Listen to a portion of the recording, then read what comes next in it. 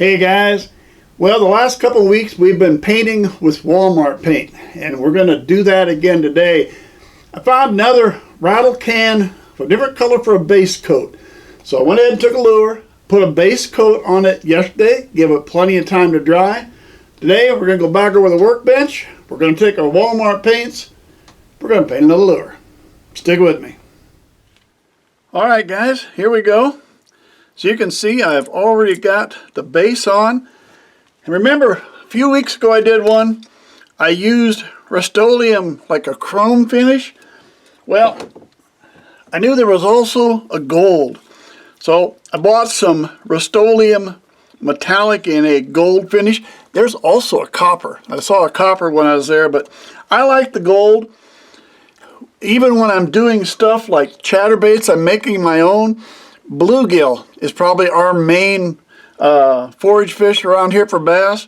So I always like putting the gold blade on my chatterbaits. I like the gold. I think it looks a little better on that. So I thought let's try gold this time. I'm not saying this is going to be a bluegill pattern. I don't know. I don't even know what it's going to be. We might call it some sort of a perch pattern or something. I don't know. But we're going to go back. The last one I did, I used some painter's tape to make some markings on it. But I got it here. Yeah, there we go. Remember I painted that one black on the base. I put the tape on there and we came up with this. So today we're going to do it a little different. I've got some tape again. This time, as you can see, I made them real wavy. This might be more that you'd see maybe if somebody's making a perch pattern, or it could be a bluegill pattern, one or the other. But we're going to try putting some of these on, and we're going to see what we get here. So let me peel them up.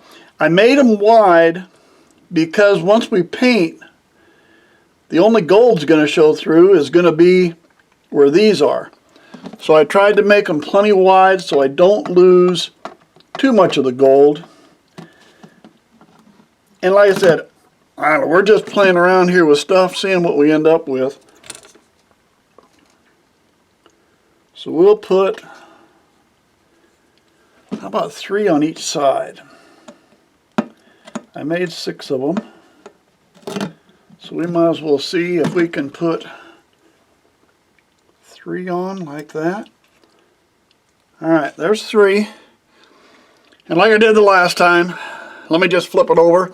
I'll put the other 3 on and save a little time, and I'll show it to you when I got them all put on. Alright, here we go. Got it all on. By the way, anybody hears any strange noises outside, that's my peacock. And no, I didn't buy a peacock. He wandered onto my place about 6 months ago. I still have him. So anyway, there we go. I've got tape on both sides now. As I said last time, how it meets on top really doesn't make any difference, because when we're going to paint, then we're going to take it off, and then we're going to paint again after, so that'll cover up. Now, I want to paint the belly. In this situation, the belly, what I'm going to do, I'm going to use a pumpkin orange. I want an orange belly on this. So to get the orange right, as you know, we got to paint it white first. I don't think we're going to have to mess with the back on that because we're going to use a dark color, but we do that. So we'll start out with, as I said, stay in apple barrel white. I thinned this down. I messed this a couple weeks ago when I started using this. I thought I went ahead and added just a little water to this because it was down a ways. Add a little water, shook her up good, and thinned her down. So we'll see how that works. Just going to do the belly. That's all I want. Just there on the flat part of the belly. That's everything. Let me clean this up, and we'll mix up some orange paint. Now, as I said, for the belly, I'm going to use pumpkin orange. This one has to be a gloss. The apple barrel, it comes, this is more of it's a matte acrylic. This is a gloss. It's just happened to be, I wanted that orange and it happened to be in a gloss. It really doesn't make any difference. Only downside of the gloss is, I think they charge twice as much as they do for the matte. So I think you got to pay $1 instead of 50 cents. So let's thin some down, huh? Because we know it's going to be too thick. Got some in there. Let me get my little thing of water. Oops, that might have been too much. Let's pour a little of that out. You can always add. And maybe when it's all said and done, I shouldn't have poured it out, but I'd rather add more later if I have to, and I'm going to have to. Let's see what that does. That might cover us right there, huh? Let's see how this works. That looks about right. All right. And all we're going to do is cover the white. And simple as that, that is done. All right, let me clean this out. Let me clean the cup out, and we'll move on to another color. All right, we are ready to do some coloring on the back. On the back, I'm going for burnt umber brown. Going to try that on the back, and we'll take it down the sides a little. So we're going to have it a little on the back, a little on the side. And yeah, I got quite a bit in there, but we're going to paint it, then we have to pull the tape, and then we're going to do it again. So we might end up using a little more paint than we have in the other two. I almost thought of painting the head another totally different color, but I think we're going to go ahead and stick with the brown. For a minute there I thought about a light color, but then I thought, well, then I should have painted it white, shouldn't I? And I didn't do that, so I wonder if that's a little too thick. Just the slightest amount. Don't you like my exact measurements? I do everything so exact. Actually, I show you that you don't have to do everything exact. And also, don't do what I do. All right, let's see what we get here. We're going to go down the sides a little, but I'm not going to get real crazy on the side. That's going to be enough. I think I've dulled the side enough. All right, so that's all we need to do there. I'm going to come back and do the head. And I'm going to go ahead and do a little more down the back, but we're going to have to do the back again. So hopefully there you can see I've dulled down the side a little, but I didn't make it really dark brown like I have the back. We're going to dry this a little, and then we're going to pull it, and then we're going to have to put some more dark brown down the back. But the first thing let's do, yeah, this side's good. Let's dry it. All right, I put it back in. Does it bug you? I say all right every time I come back. I must say that 6 times when I edit this. I say one of these times I got to quit saying that. But here we go. And I've got a little on. I put it back in a helping hand so I can work with it a little easier. We're just going to take that X-Acto knife and grab a hold of our tape best we can.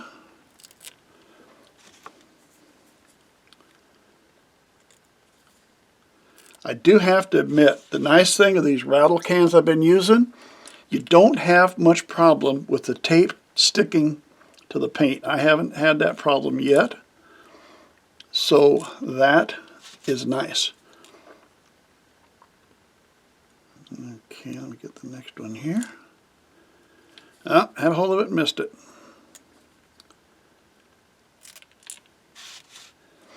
One more time.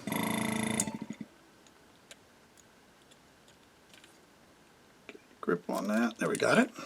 All right. Now, let's see what we got.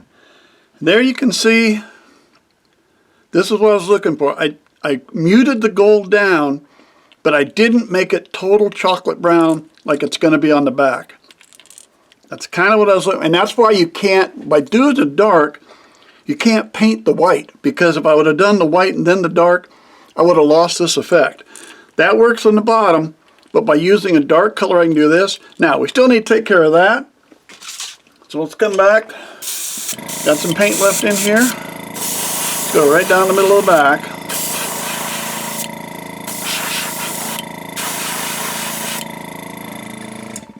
Hang on, gotta let it. There we go. All right. There we go. Could be a little darker back there. Hang on. I wonder if I got, am I going to have to mix up some more paint? See if I got enough in here. Boy, it's going to be tight. I think we're just a little short of paint in there. I'm trying not to have to mix more, so stick with me, okay? Might have plugged up a little. Back flush it. There we go. Do that again. There we go.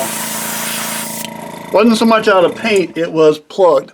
Again, if you saw I did this the last time, so you got it this time. We've talked about this plugging up a little. Basically, I put my finger over, hit the trigger, back flush it. You can see the spots come out, and that'll get it to work fine. Now I got my good dark spot down the back. I'm happy with it. And there we go. You know what? No, you don't need red eyes for this one. This one's going to need yellow eyes. I think yellow eyes will do better. Again, you could have taken, maybe you want to make that head a different color. Could have made it a different color. But I think if it was light colored, you're going to have to paint it white. And I didn't want to get into that in the side. I wanted that on my side. That's what I was looking for. Not the real dark, just the kind of light. You can kind of see the gold through it, but not really. All right, let me get a set of eyes. We'll get a top coat and we'll see what we got. Now we're ready for a top coat. Went ahead, yellow eyes. As I said, I thought the yellow eyes might be better. The last time around, I was trying to stay everything Wal Mart, and for a top coat, we just went with a clear gloss Rust-Oleum rattle can. But for this time, I thought I want to go back to my normal epoxy top coat. So this is the 2-part epoxy Bob Smith Industries 30-minute slow cure epoxy. And this is my favorite anyway for the top coat, because it gives you such a hard top coat that can handle so much out there when you're fishing with it. So that's what we're going to go with. Equal amounts. No, I didn't measure. I just I guess it. And for the most part, I've always had pretty good luck getting it right. I had that in some hot water because it is cold this time of year, and it's not real warm in here. I warmed it up some, but it helps to keep the Bob Smiths above 70 degrees. And the warmer you have it, it goes on a whole lot better, and you have a lot more time to work with it. So I like to take some hot water, and I just take a hot water bath and I put them in there, let them warm up, and boy, it really does thin them down nice, and it gives me a little extra time to work with it.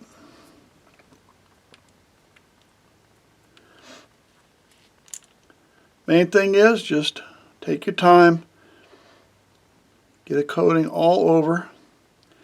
If you haven't seen me do this before, the brush, just Wal Mart. You buy 20 or 30 of them for $2. It doesn't take anything special. You're not going to leave brush strokes in it because this stuff is going to even itself out as it dries. So we're going to hang it up. And we do, you know, some people have turners, so they'll turn it. I guess I better make sure I'm holding this in front of the camera. Doesn't do you a lot of good if you guys can't see anything. But some people will turn them and let them dry that way. I'm just going to hang it up. We'll show you that. That'll usually get the job done.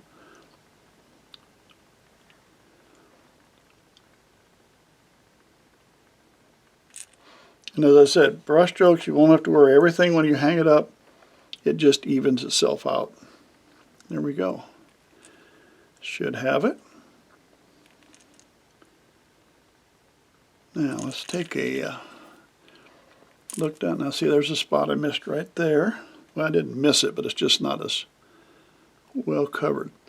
Nice thing is, you get a good light, you just kind of rotate it under the light, and you will see any spots that you missed. They'll show up pretty fast. And that should have us. I think we pretty well got it. I kind of like the way that turned out with that gold. And like I said, we darkened the top. We got it a little bit lighter here. We just muted the gold a little. Not bad. All right. I'm going to like this one, I think. Waiting for spring. Now, if you haven't seen before, I just take a wire hook, run a wire hook in the back. We're going to hang it up. This allows everything to even come down here. The wire hook makes it easy to get it out later. A lot of times I'm going to let mine sit here for about 20 minutes hung up like this, and then I'm going to pull the wire hook, and at that point in time I might just take a toothpick, kind of work on the eye hook there and make sure it's cleaned out. If not, once it's all hardened up, you can clean it out later. Alright, hang it up, let it dry. We'll see what we got. Well, there we go, guys. I'm not exactly sure just what we're going to call this one. Maybe it's a gold perch. I don't know. It's maybe a bluegill. Doesn't really matter. It's the colors you like. If you like them, you think they're going to catch fish, put them on a lure, paint it, and go out and catch some fish with it. Hey, thanks for sticking with me. Subscribe to the channel if you would. Hope to see you again real soon.